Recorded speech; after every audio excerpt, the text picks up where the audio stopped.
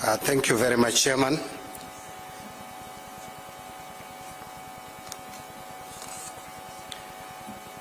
The Honorable Musalia Mudavadi, EGH Prime Cabinet Secretary of the Republic of Kenya, and also the Cabinet Secretary for Foreign and Diaspora Affairs, the KRA Board Chairman and Directors, KRA Commissioner General, the staff of the Kenya Revenue Authority, ladies and gentlemen, good morning. It's my pleasure to join you at this 2024 KRA Annual Summit, an important event that is part of the Taxpayers Month activities. During the Taxpayers Month, we always come together to appreciate the work and self-sacrifice of the patriotic citizens who dutifully pay their taxes, which fund our nation's development. One of the core objectives of taxation is to ensure sustainability of economic development. A country's economic progress is directly tied to the growth of its resources. And to address the resource inadequacies, governments must mobilize funds that facilitate rapid capital accumulation.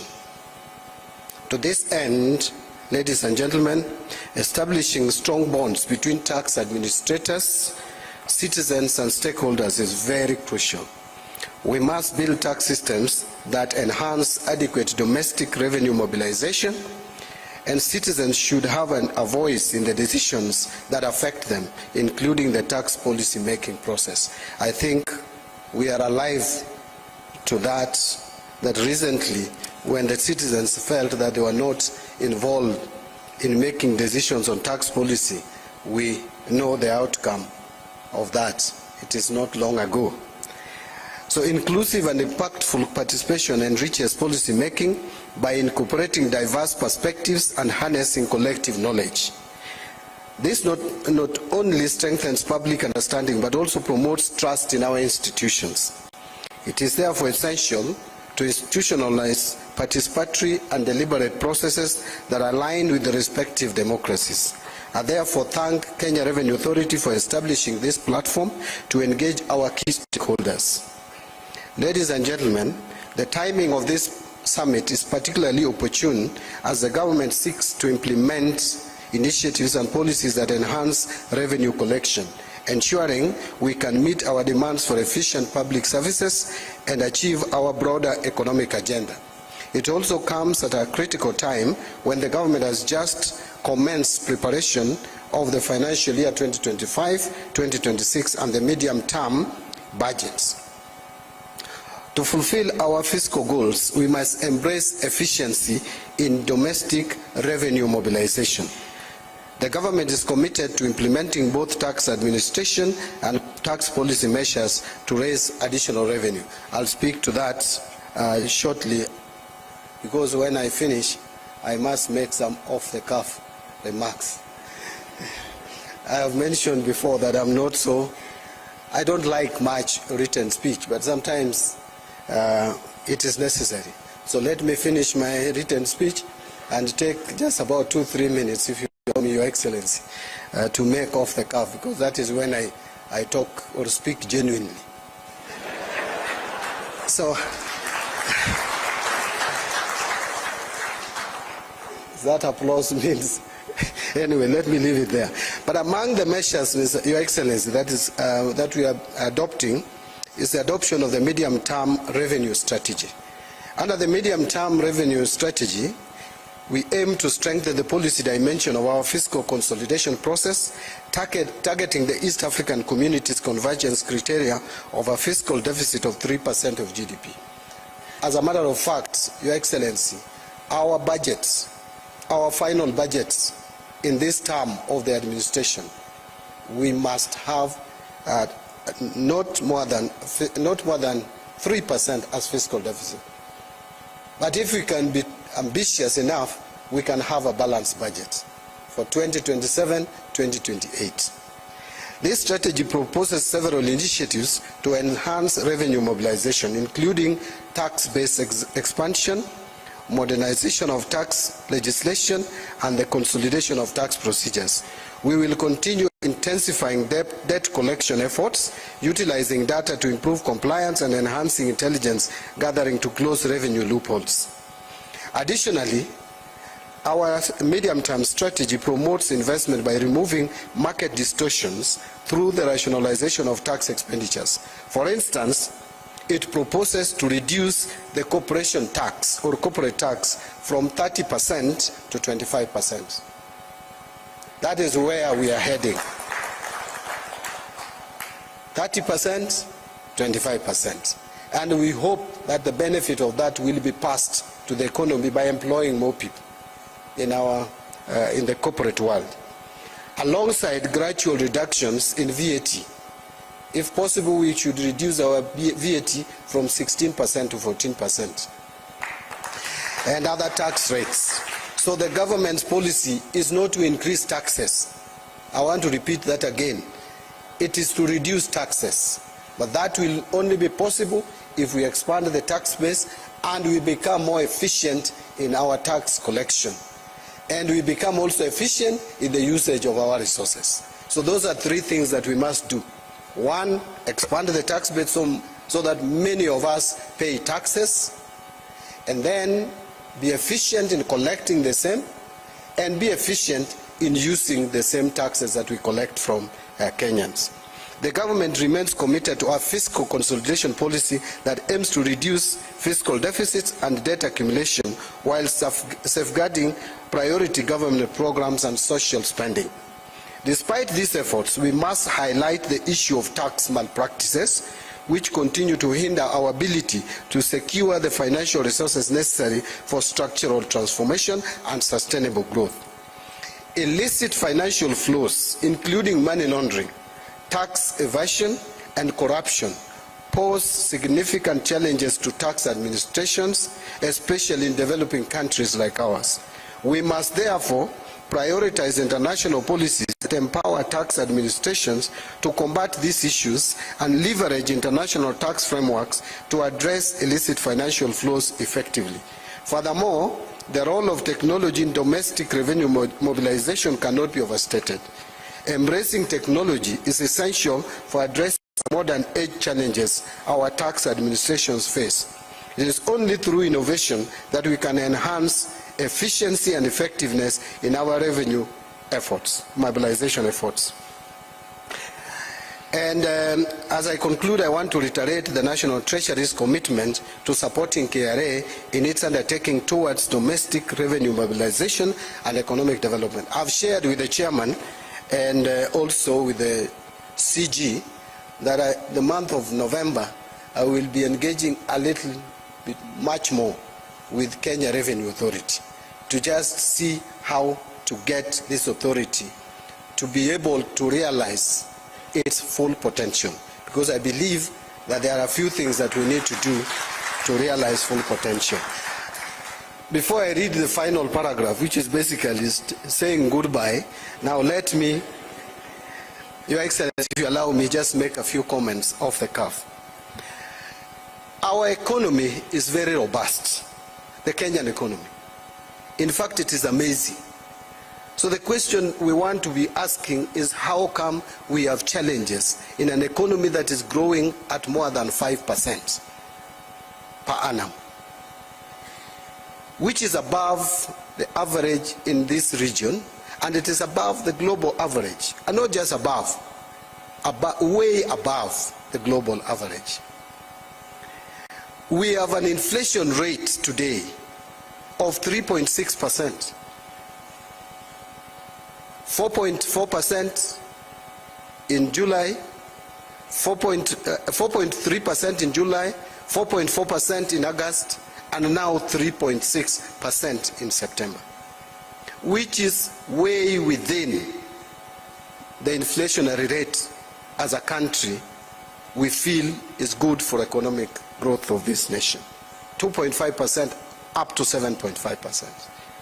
We have more than 4 months cover, forex cover, actually 4.6, which is one of the best that any economy would have. Our currency is fairly stable. in the region of 128 to 131% of our compared to the US dollar. So we have all fundamentals working, apart from just two things. One is our public debts, which is proving to be difficult to sustain. And also, the other issue is the interest rates, which have been high and therefore crowding out the private sector, which we can balance off now with the inflation. With the inflation coming down, I think now we have the luxury, the latitude to at least lower the interest rates. And with the Fed rates coming down, I think central bank is likely to lower the interest rate so that we can have more active uptake of credit by the private sector. So where is the problem? The problem is that we are not collecting tax that we should collect. Not because Kenyans don't want to pay tax. We are probably overtaxing a few Kenyans and leaving majority of us not paying their fair share of tax. If you look at VAT, Your Excellency, and I mentioned this when we had a cup of tea, we have the potential of collecting at least 6% of GDP as VAT, but we are collecting only 3.8%. Because tax visibility is a challenge. We are developing a system which must enhance tax visibility. We want to see those Kenyans, not to harass you. We must also make tax payment very friendly and enjoyable. And we must speak to taxpayers that for you to do business, the single largest buyer of goods and services is the government.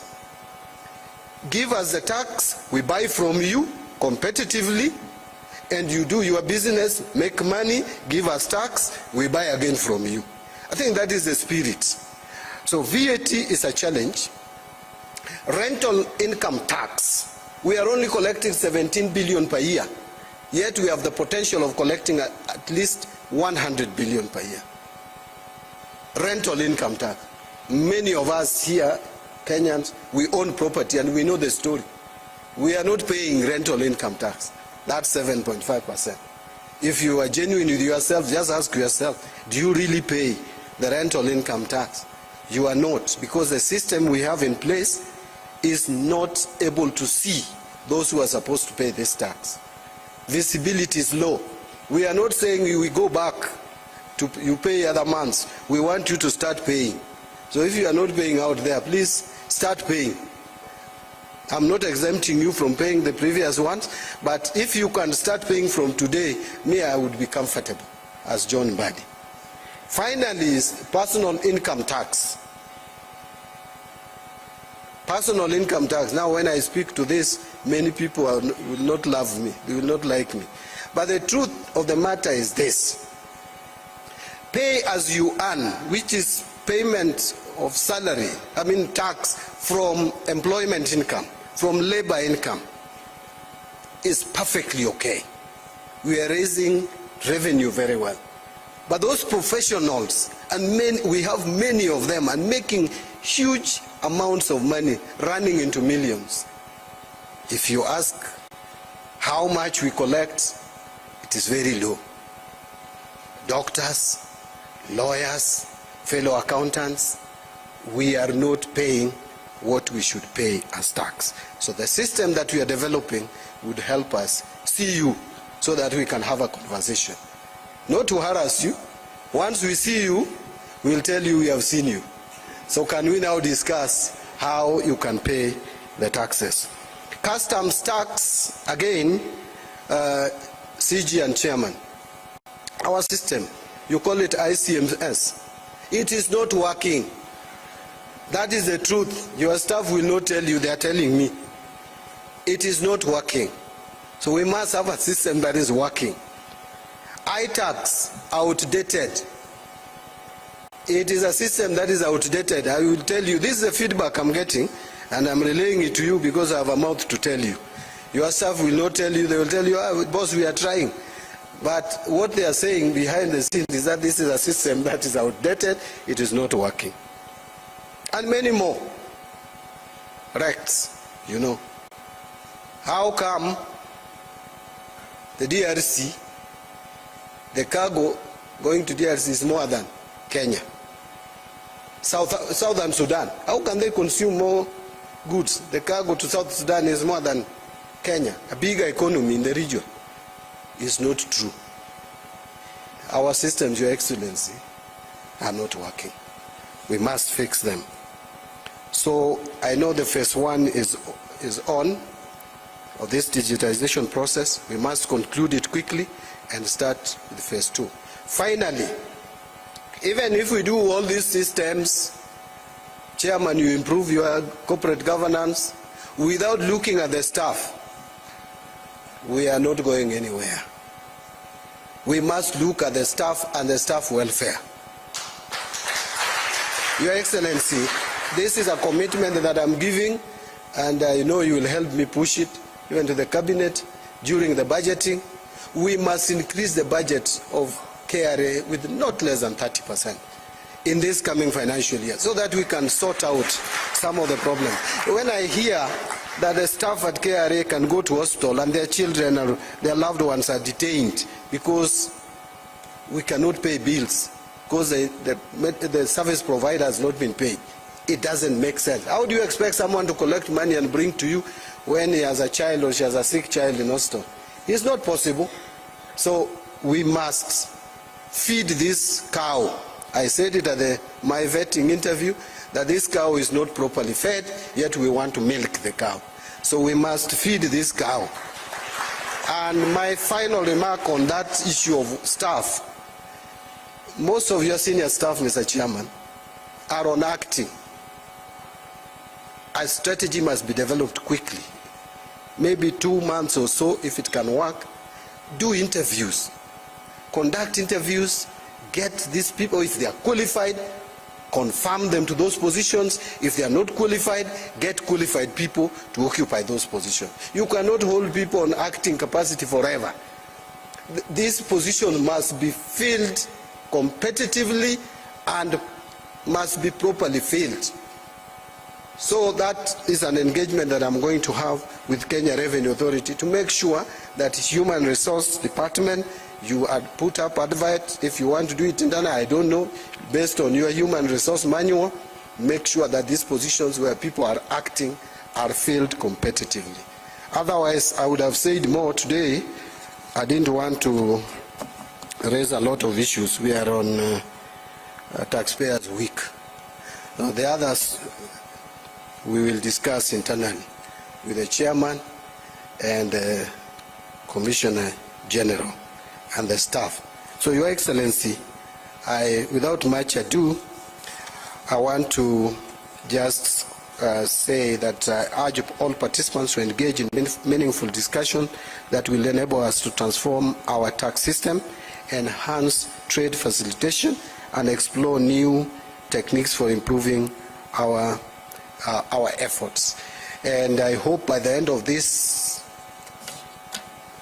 today, we'll have, or the end of this summit, we'll have a communique, which then we would use to hold ourselves to account. With those, are there few remarks? No. With those many remarks, allow me, ladies and gentlemen, to now welcome the Prime Cabinet Secretary of the Republic of Kenya, His Excellency Musalia Mudavadi, to come forward and address